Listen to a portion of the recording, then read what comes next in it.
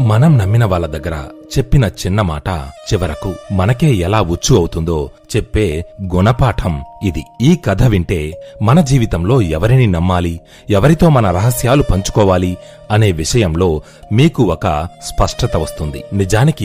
నిజానికి అబద్ధపు రంగు పులిమితే అది ఎంత పెద్ద ప్రమాదంగా మారుతుందో చెప్పడానికి ఈ కథే ఓ చక్కని ఉదాహరణ. ఒక పెద్దాయన దగ్గర చాలా ఆస్తిపాస్తులు, జంతువులు ఉండేవి. అందులో బాగా కష్టపడి పనిచేసే ఒక గుర్రం కూడా ఉండేది. ఆ యజమానికి తన గుర్రం అంటే ఎంతో ఇష్టం. కాని అతను చాలా కోపిష్టి. గుర్రం కూడా యజమానిని గౌరవించేది, నమ్మకంగా ఉండేది. ఆ రోజు గుర్రం బండిలాగి బరువులు మోసి రోజంతా కష్టపడి సాయంత్రం ఇంటికొచ్చింది. చలికాలం కావడం వలన, పని ఎక్కువ కావడం వలన దానికి బాగా అలసట, నీరసం అనిపించింది. పక్కనే ఉన్న చిన్న పిల్లిని చూసి దానితో తన మనసులో మాట చెప్పుకుంది. ఇక్కడ ఆ గుర్రం వేరే ఉద్దేశం లేకుండా కేవలం అలసటతో మాత్రమే చెప్పింది. చూశావా పిల్లి, ఈ రోజు పని ఎంత కష్టమైందో, నా ఒళ్ళంతా నొప్పులు.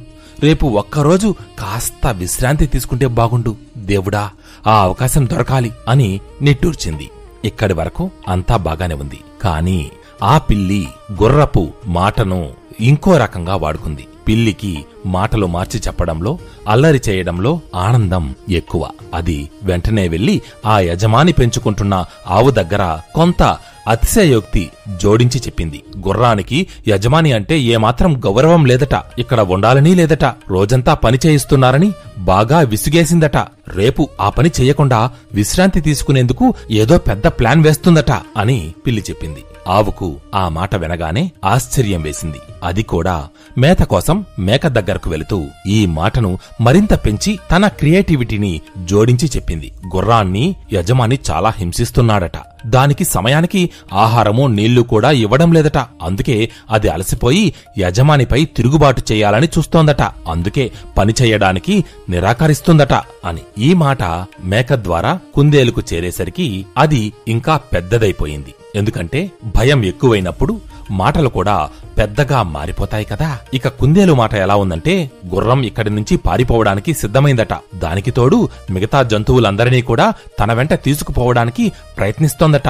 రేపటికల్లా యజమానిని ఇబ్బంది పెట్టి అందరూ పారిపోవాలనేది దాని కుట్ర అని. చివరకు ఈ వార్త గుర్రం కుట్ర చేస్తోంది, పారిపోతుంది అనే రూపంలో యజమాని ఇంట్లో పనిచేసే నౌకరు అనగా పాలేరు చెవిన పడింది. పాలేరుకు తన ఉద్యోగం పోతుందేమోనని భయం పట్టుకుంది. అతను వెంటనే యజమాని దగ్గరకు పరిగెత్తుకుంటూ వెళ్లాడు. అయ్యా, మీ మీద ద్రోహం జరుగుతోంది. గుర్రం నాయకత్వంలో జంతువులన్నీ మీకు ఎదురు తిరుగుతున్నాయని, రేపటికల్లా అవి పారిపోవడానికి సిద్ధమయ్యాయని వార్త. ఈ కుట్ర మొత్తానికి ఆ గుర్రమే కారణం. వెంటనే దాన్ని అదుపు చేయకపోతే మన ప్రాణాలకే ప్రమాదం అన్నాడు. ఇక యజమాని చాలా కోపిష్టి, ఇంకా అతనికి అనుమానం కూడా ఎక్కువ. నౌకరు చెప్పిన మాటలను గుడ్డిగా నమ్మాడు. అసలు నిజమేంటో, ఎందుకు అలా అనుకుందో ఒక్క నిమిషం కూడా ఆలోచించకుండా ఆవేశంతో రగిలిపోయాడు. అంతే, తన నమ్మకమైన గుర్రాన్ని ఆ రాత్రే విషపు ఇంజెక్షన్ ఇచ్చి చంపేశాడు. పాపం ఆ అమాయకపు గుర్రం.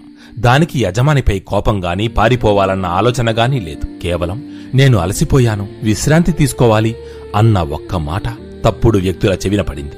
ఆ మాటే విషమై చిలికి చిలికి గాలివానై చివరకు దాని ప్రాణాలనే తీసింది. మిత్రమా, మన జీవితంలో అత్యంత ముఖ్యమైన విషయాలు అంటే మన ఆర్థిక పరిస్థితి గురించి, మనం ఎదుర్కొంటున్న బాధలు, కష్టాల గురించి, మన భవిష్యత్తు లక్ష్యాలు, ప్రణాళికల గురించి ఎవరికి పడితే వాళ్ళకి చెప్పకూడదు అని గ్రహించాలి. మీరు ఎంత మంచి వ్యక్తి అయినా సరే, కొంతమంది మీ ముందు జాలి ఒలకబోసినా మీ వెనకాల ఆ మాటలనే ఆయుధంగా మార్చుకొని మీకు వ్యతిరేకంగా ప్రచారం చేయవచ్చు, మీ జీవితాన్ని నాశనము చేయవచ్చు. అందరూ ఇలా ఉండకపోవచ్చు, కానీ మీ జీవితాన్ని నాశనం చేయడానికి, మీ పరువు తీయడానికి ఒక్క మనిషి చాలదా?